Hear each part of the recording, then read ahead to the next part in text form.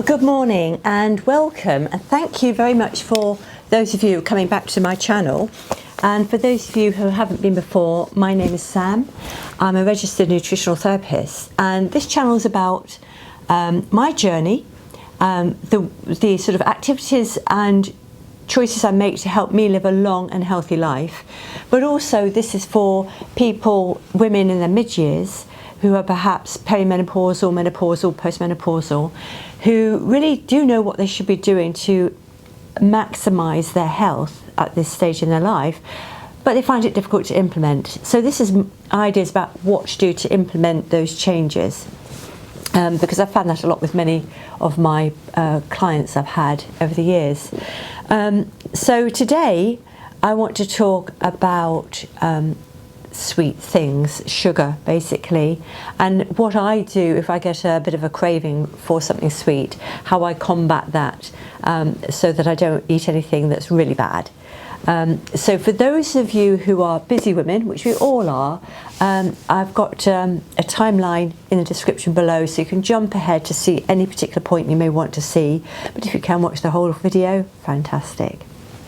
So I've got my notebook here as well, so I can refer to a few bits and bobs so I don't forget. So going back, my sort of interaction with sugar, I think like many people, I thought that if you ate too much sugar, you'd get cavities in your teeth and you'd lose your teeth. And this is exactly what my grandmother told me when I was a child, to not have sugar in my tea if I didn't want cavities. So I stopped having sugar in my tea then, and have been very aware of sugar since that time, and which has done me some good actually. But really I became more aware of what sugar can do in the way of negative impact on our bodies and our minds when I was studying nutrition. And I remember specifically, I was working as well as studying, and I remember being on a business trip to Guernsey, sitting in the restaurant with a document that we had to read for college, written by Robert Lustig, who's an amazing scientist who has done a lot of work around sugar. And he's particularly, if you get a chance to listen to him, he's particularly good. He gets into all the mechanisms and interactions and how things work. So I respect him hugely. But this paper was laying out some of the negative sides of sugar. And then not long after that, I was on my way back from college, which was in London, on the train, and I picked up the London Evening Standard that was, somebody had left it on the table on the train.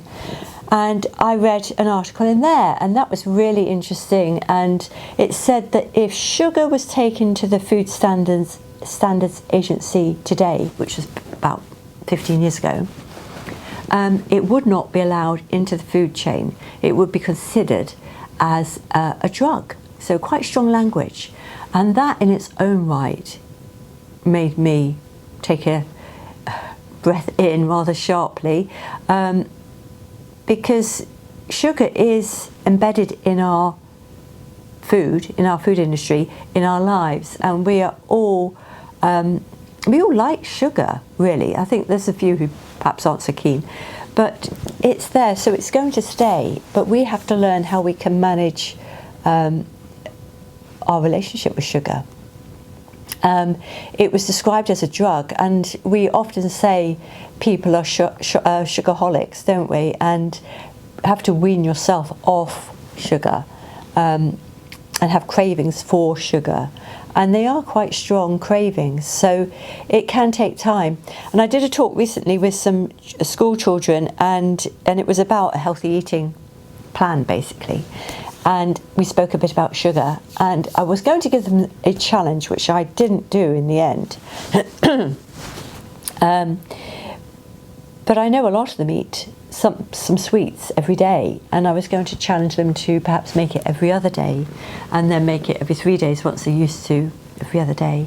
And I think we can all take that as a good practice. If we eat sugary foods every day, excuse me, I have a cold, then we really need to reduce that and make it less frequent, perhaps once a week.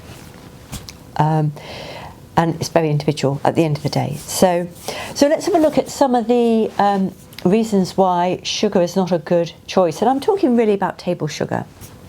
I'm not talking about fruit sugars today. That's a different kettle of fish, really. So sugar was described to me being like, when you eat it and it goes into your bloodstream, being like a pinball in a pinball machine, being bounced around inside the blood vessels, and as it hits the side it can damage it. And as a result, these little nicks are open sort of wounds. Cholesterol comes along to try and soothe it and just seal it over. But the LDL cholesterol is quite small particles that can get underneath that layer, and that triggers an immune reaction, and then we get this big build-up of plaque. So cholesterol's not really the problem here, it's whatever's caused the damage. So that was quite a good analogy. There's another analogy I like to use, which is a toffee apple, and how you coat an apple with this toffee, hard toffee outer layer. Nothing can get into the apple, excuse me, nothing can get out. And the same sort of thing can happen to our cells. It's called glycation, and the sugars can stick to proteins in our body and make them dysfunctional, or the function can change, or the cell can even die. So you can't get nutrition into the cell, you can't get waste products out, you can't get messaging across that cell membrane. So it's disruptive. It's also very inflammatory, and it's been related to many of our sort of common diseases today, such as diabetes, which will come as no surprise. If we have high blood sugar, we get insulin rises, insulin resistance, and then that can lead on to diabetes, heart disease, cancer, Alzheimer's. So many different problems are associated to a diet that's higher in sugar. So there's a good reason for us to really curb our intake of these sweet foods. And it is hard. We've got Easter coming up fairly soon. And I've just opened up a magazine. It's full of sweet treats. One month it's all about diets, the next month it's all about sweet treats. It's very, very confusing for people. So, I do like sweet things as well. I try and keep it down. So the things I tend to do, I particularly like chocolate. I'd say that's my thing.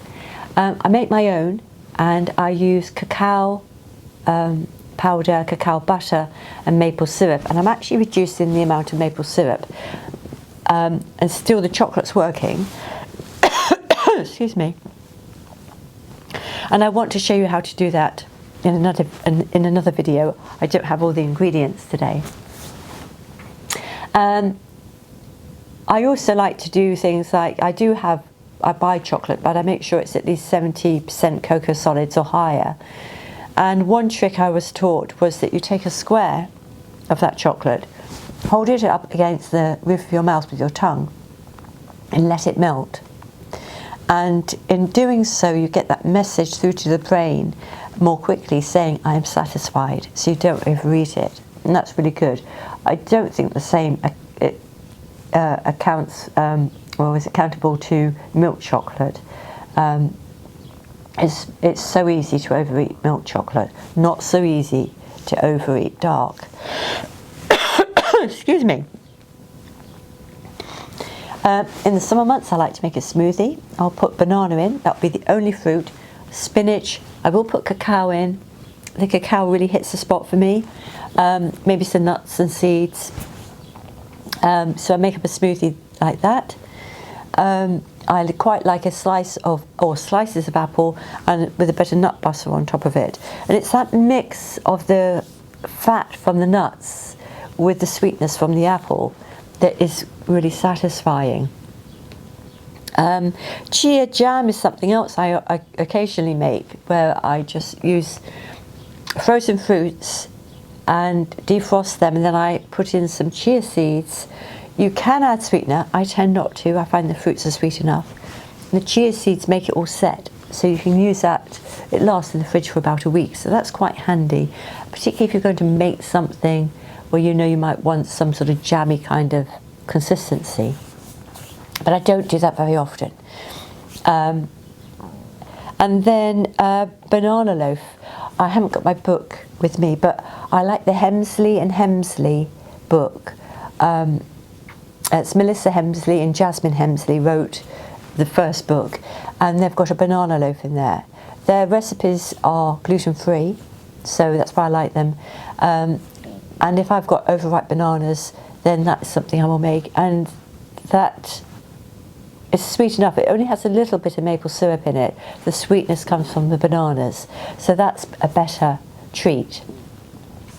And I don't like the word treat when it comes to sugar, because just having told you what it can do to us in a negative way to our health, it's not really treating yourself if you're going to increase your chances of early demise.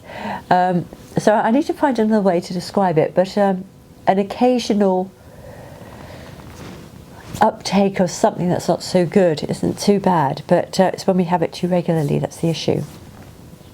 Now my go-to, which I usually select when I feel that I need something sweet or I want something sweet, I don't need it, I just want it. It's a very simple yogurt, Greek yogurt, about 3 dollops of yogurt, a teaspoon of cacao powder, and some nuts. And there's no added sugar to that, and it hits the spot. I feel that it's again the chocolatey consistency that really does it for me, with the richness of the yogurt and the nuts. I don't need added sugar with that. It really hits the spot. So I'm going to show you how to do that as well. So I've recorded that already before my cold kicked in. But I hope you can get some inspiration. If you are addicted, try and start cutting back by giving yourself a challenge of, if you're eating a chocolate bar every day, make it every other day, or if you're doing it several times a day, make it once a day. You know, cut back gradually. It is generally for most people easier, rather than saying I can't have, you know, giving something up for weeks and weeks and weeks, or trying to cut it out altogether. Generally doesn't work for most people. There are some people who can do that incredibly successfully, but most of us find that hard. So gradually cut back, and if you can make it once a week, once a month, I can't say I do that personally. I suppose I generally go for a week, but I'm careful with my selections when I have it. So I hope that's been of some help to those of you who do find these cravings quite hard to resist, and I look forward to seeing you again soon, and hopefully my cold will have cleared up by then, because it's beginning to kick in and I'm beginning to get watery-eyed and feeling a bit rough. So see you soon. Bye-bye. Right, we're in the kitchen, and I have here Natura cacao powder. I picked this up in Sainsbury's. Again, just to reiterate, I'm not sponsored by anybody. I'm mentioning names that I use, or people I like and who I follow. So this is organic cacao powder. So this is what I'm using. I also buy it online from Buy Whole Foods online, and I get my cacao butter from there. And then I've got some toasted hazelnuts today, and some Greek yogurt. So let me just show you how I put this together. It's so easy. You don't really need to be shown, but I'm going to show you anyway. So here we go.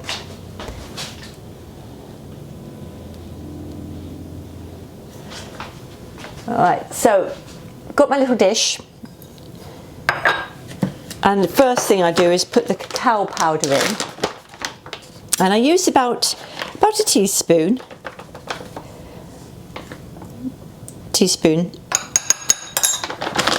and it depends how strong you like it, but that seems to be fine. I then like to add the yogurt, and this can be messy, getting low on yogurt, and I've got a soup spoon here, and I'll use about 2.5. And then I just very carefully mix them together. The powder does go everywhere if you do it too vigorously. Mixing it together until it looks like chocolate yogurt. And you could stop here if you wanted, but I like the cacao with the nuts as well. I feel as though I'm getting something quite substantial. I'm not going to add any sugar to this. I'm not adding maple syrup or honey. I don't think it needs it. There we go, it's beautiful sort of chocolatey coffee colour. And then I just put in a few nuts. Generally, I've got 2 dogs here. They like nuts as well, so I have to share the nuts with them. There we go. One for you, one for you. All right, then I mix my nuts in. You could have crushed nuts here, seeds. I have put in dried fruit before, but of course dried fruit is much sweeter and quite intense. But that's it. That's all I do. One easy sweet treat. Not too sweet, but certainly satisfying.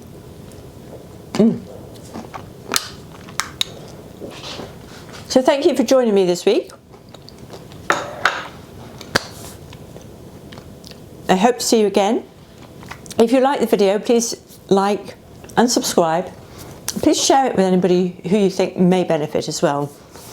And if you want to put a comment in below, I'd love to hear your thoughts. I'd like to know what you do for a sweet treat, trying to keep your sugars low, so that we can share this as a community and help each other. Because it's often this little treat is so quick, so satisfying, and I'd love to know more that you may do as well.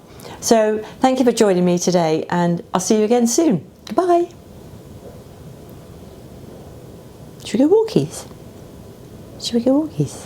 Oh, we go walkies. Yes, let's go walkies.